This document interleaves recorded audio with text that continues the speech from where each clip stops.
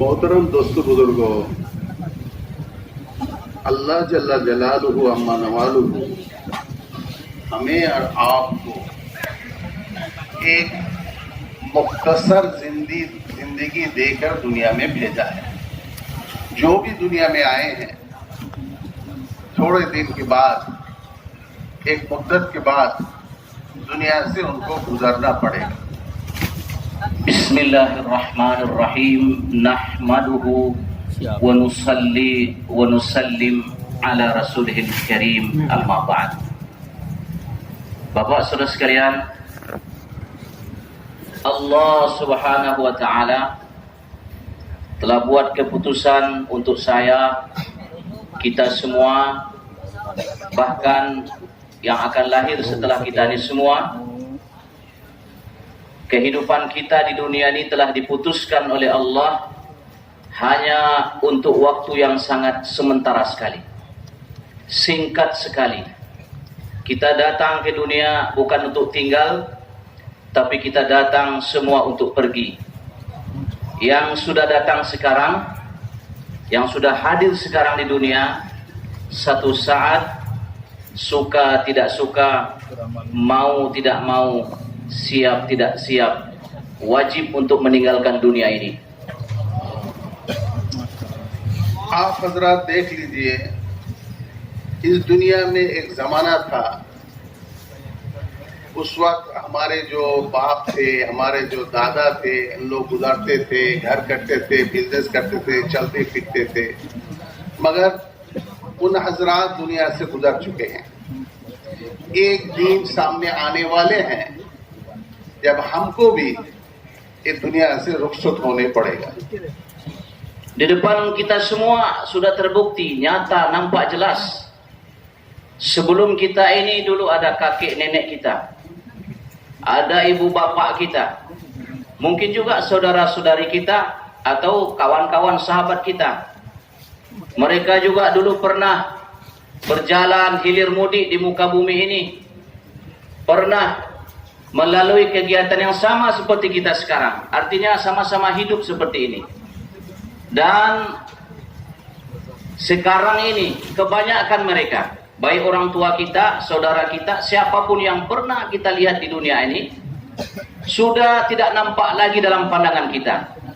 Kemana mereka?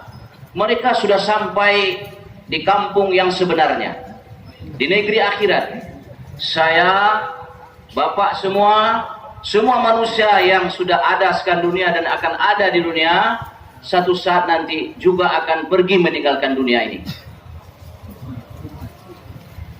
दुनिया से रुखसत होने के बाद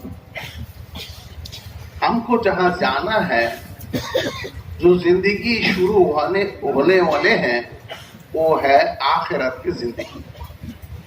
जो आखिरत की जिंदगी के बारे में हर नबी आकर ये बात बताया, जो जिंदगी शुरू होने वाले हैं वो कभी खत्म नहीं होगा, वो हमेशा बाकी रहने वाले हैं। Kehidupan yang akan kita tuju sekarang semua ini, Bapak Saudara sekalian, yang mana setelah roh keluar dari tubuh jasad kita ini semua, dan itulah permulaan kehidupan yang sebenarnya, yang sering kita dengar nama kehidupan tersebut, nama tempat yang akan kita tuju tersebut adalah negeri akhirat ataupun kampung akhirat. Yang selalu kita mendengar tentang akhirat ini, semua yang bersifat akhirat adalah kekal selama-lamanya. आखिरत के जिंदगी में कामयाबी और आखिरत के जिंदगी में कामयाबी होने के लिए, उसकी तैयारी करने के लिए, उसके लिए जिंदगी बनाने के लिए अल्लाह ने दुनिया के जिंदगी में हम लोग को भेजा। एक हदीस में आए हैं, इसको महफूम है, उलामा हजरत कहते हैं कि अल्लाह ताला ने पूरा के पूरा कायनात तैयार किया इंसान की खिदमत के लिए, और इंसान को अल्लाह ने पैदा फरमाया आखिरत के लिए। Jemaah sekalian, untuk mendapatkan kesenangan kita nanti setelah kehidupan di dunia ini, atau nanti untuk mendapatkan kemudahan hidup setelah kehidupan di sini, maka Allah Subhanahu wa taala mendatangkan, memberikan kepada kita semua berupa perintah, berupa satu undang-undang kehidupan dari Allah Subhanahu wa taala.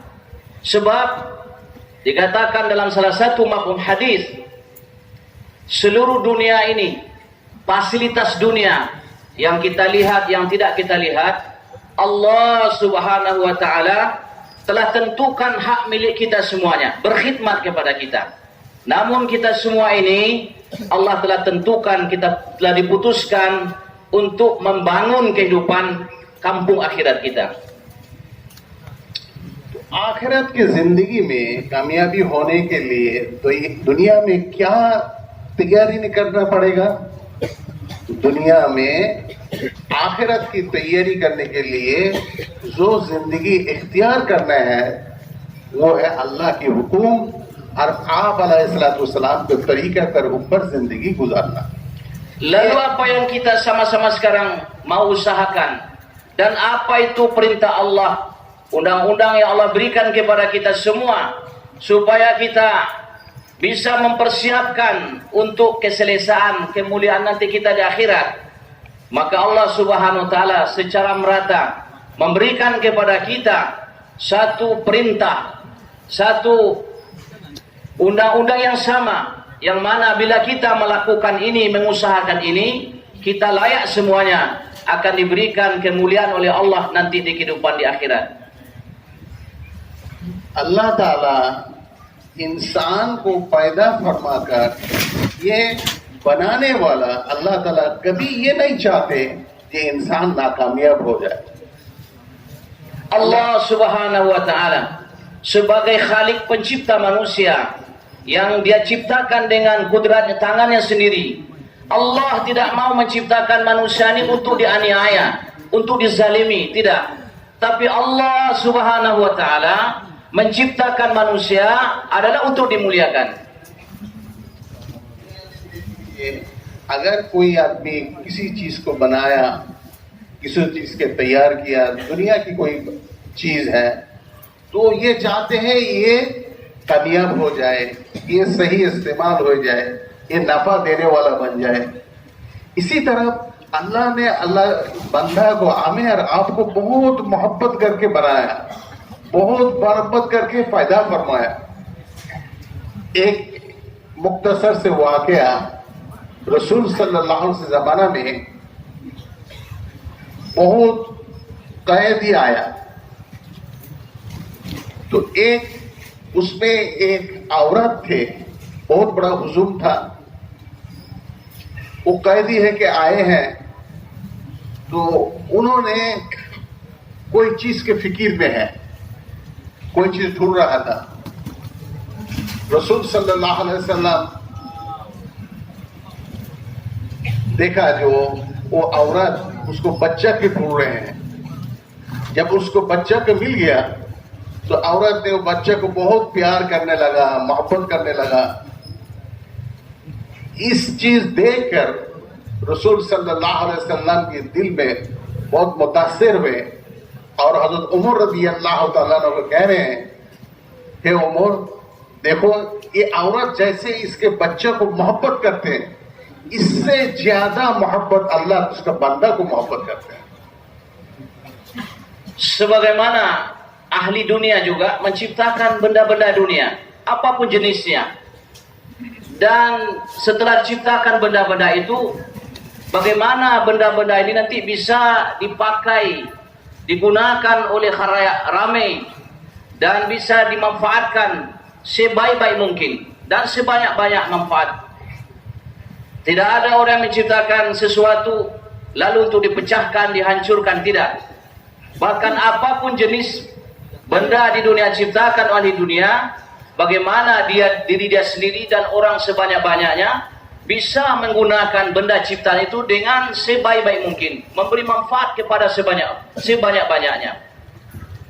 Diceritakan dalam kisah, satu hari setelah dalam satu peperangan, banyak tawanan-tawanan perang dibawa oleh Rasulullah SAW. Di antara sekian banyak kaidi ataupun tawanan perang tersebut, ada seorang wanita yang terlihat sangat kebingungan, dalam kesedihan. Dia lihat Rasulullah SAW, dia mundar-mandir ke sana dan ke sini. Kemudian ternyata wanita itu sedang mencari seorang anak ataupun anak kesayangannya. Orang banyak mencari barang-barangnya, mencari ini dan itu, tapi wanita ini ke sana ke sini mencari anak yang dia sayang. Kemudian setelah dilihat ataupun setelah didapati oleh wanita sebagai tawanan tersebut anak dia sendiri, maka dia peluk, dia sayang, dia menangis. Maka terlihat di wajah wanita tersebut, walaupun air mata membasahi pipinya, akan tetapi kebahagiaan nampak dari wajahnya. Betapa sayangnya dia kepada anaknya, dipeluk. Tidak ada bahasa yang bisa menerjemahkan bahagianya hati si ibu itu. Sayang dia kepada anaknya. Setelah itu Nabi SAW, di dekat dia ada Umar bin Khattab radhiyallahu anhu. Dia berbisik kepada Umar, "Wahai Umar, lihatlah betapa sayangnya ini ibu kepada anaknya. Orang mencari ini itu, mencari ini dan itu, tapi ini ibu mencari anaknya. Dan setelah dia dapatkan anaknya, betapa ini ibu sayang kepada anaknya. Dia menangis, dia tersenyum kepada ini anak." Kata Nabi SAW, Allah adalah pencipta seluruh manusia, adalah pemelihara seluruh manusia yang mempunyai semua bentuk kecintaan. Demi Allah, Allah mencintai hamba-hamba yang diciptakan ini jauh lebih sayang daripada ibu ini kepada anak yang sedang didapati ini. तो आप सोच लीजिए, इतनी मोहब्बत करके अल्लाह ताला ने इस बंदा को पैदा फरमाया। अल्लाह चाहते हैं कि बंदा कामयाब हो जाए, मगर बंदा सोचते हैं कि हमारे कामयाबी माल में है, हमारे कामयाबी मुल्क में है, हमारे कामयाबी दुनिया के असबाब में है। पर अल्लाह जो बनाने वाले हैं, जो इंसान को पैदा फरमाया, अल्लाह ताला इंसान को कामयाबी के लिए माल और मुल्क को शर्त नहीं लगाया। इंसान का कामयाबी है अल्लाह के हुक्म और रसूल सल्लल्लाहु अलैहि वसल्लम तरीका। Jemaah sekalian, coba kita lihat sedikit, kita pikir sedikit. Begitu cintanya Allah kepada hamba-hamba ini, begitu sayangnya Allah kepada kita sebagai manusia. Tidak akan mungkin Allah mau menganiaya kita setelah diciptakan. Akan tetapi sejak manusia diciptakan, Allah menginginkan manusia, setiap diri pribadi manusia, mereka ini dunia dan akhirat selamat mulia. Akan tetapi pandangan mata manusia dengan pandangan Allah, kasih sayang Allah sedikit berbeda di sini. Manusia ingin mewujudkan, mendapatkan kemuliaan, kesenangannya dunia akhirat. Dia berpikir, kalau Allah memberikan harta benda yang banyak kepada saya, kalau Allah mengaruniakan kepada saya kekuasaan, kerajaan, ataupun benda-benda yang lainnya, akan tetapi Allah Subhanahu wa Ta'ala memberikan atau akan memberikan kemuliaan, kesenangan kepada setiap manusia yang dia ciptakan, dunianya dan akhiratnya. Tidak memberikan syarat kepada harta yang banyak, kepada kekuasaan kerajaan yang tinggi, atau melalui benda-benda yang lainnya. Namun untuk seluruh manusia diperlakukan oleh Allah syarat untuk mendapatkan kemuliaan dunia akhirat. Allah datangkan hukum-hukum perintahnya. Semua perintah Allah ikut cara Rasulullah sallallahu alaihi wasallam. Bila manusia yang diciptakan oleh Allah berjalan atas ini, maka mereka berhak mendapatkan kemuliaan dari Allah dunia dan akhiratnya. मोहतरम दोस्तों बुजुर्गों, ये बात को समझाने के लिए और ये चीज इंसान के अंदर में बैठाने के लिए अल्लाह ने एहसान फरमाया, अल्लाह ने नबी को भेजा, नबी के सिलसिला में भेजा। एक दो नबी नहीं, उलमा हजरत फरमाते हैं ये लाखों की तादाद नबी दुनिया में तशरीफ ले आए और हर नबी ने ये बात बताया। इब्राहिम अलैहिस्सलाम, मूसा अलैहिस्सलाम, ईसा अलैहिस्सलाम, हर नबी ने बात बताया, वो लोगों तुम्हारा कामयाबी अल्लाह की हुक्म पर है। Maka untuk meyakinkan dengan perintah-perintah Allah ini sebagai sumber kemuliaan seluruh manusia dunia dan akhirat, untuk mendudukkan yakin seperti itu di dalam setiap hati-hati manusia, maka Allah Subhanahu wa taala sejak dari awal sampai dunia ini akan diakhirkan oleh Allah mengirim para utusan, para anbiya, para rasul alaihimus salatu wassalam. Para ulama kita memberitahu tidak cukup 1, 2, 3, 10, 20, tidak, lakhos, beratus-ratus ribu. Dalam makna hadis katakan 124 ribu nabi dan rasul Allah kirim ke hadapan manusia, memberitahukan, memberikan penjelasan kepada umat manusia supaya mereka yakin dengan kalimat ini, bahwasanya kemuliaan kalian dunia akhirat adalah atas perintah Allah dan ikut ke cara Nabi yang hidup di zamannya.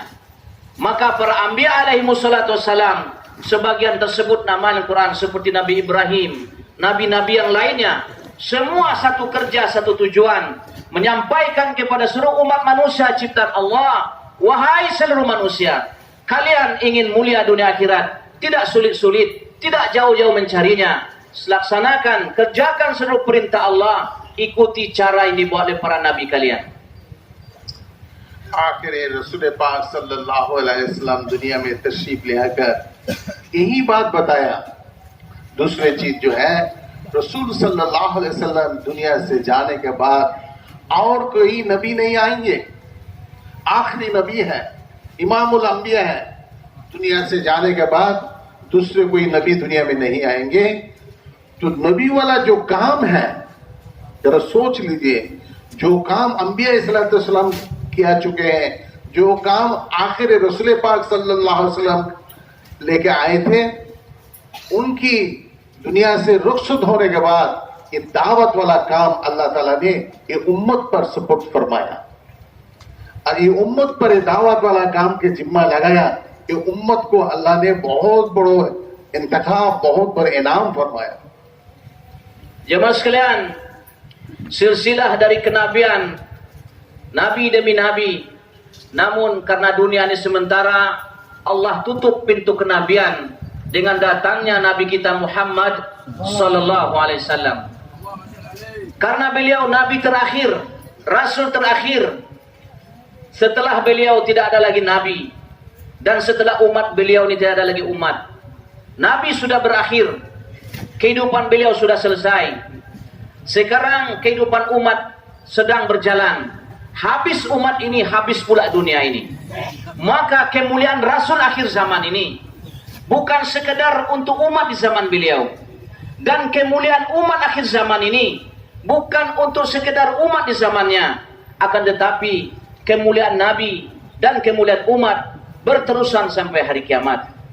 Oleh sebab itu, kita semua dengan sebab meninggalnya atau berakhirnya kehidupan Nabi Shallallahu Alaihi Wasallam, Allah berikan satu kemuliaan yang sangat besar, yang maha besar di atas segala yang besar daripada pemberian Allah kepada umat manusia yang pernah ada di dunia ini, yaitu pikir maksud hidup Nabi, kerja kenabian. Saya dan kita semua umat akhir zaman bukanlah Nabi, bukan keluarga Nabi, bukan putra putri Nabi, tapi Allah beri karunia besar, satu kerja kenabian, yang dengan kerja kenabian ini membuat kita jadi besar di depan Allah Subhanahu wa taala. मोहतरम दोस्तों बुजुर्गों, इस उम्मत का हर फर्द, चाहे इंडोनेशिया में रहे, मलेशिया में रहे, ऑस्ट्रेलिया में रहे, बूढ़ा हो, जवान हो, पढ़े लिखे आदमी हो, अनपढ़, हर फर्द उम्मत का जिंदगी मकसद है ये दावत वाला काम, अंबिया अलैहिस्सलाम काम को लेकर ये जिंदगी का मकसद है.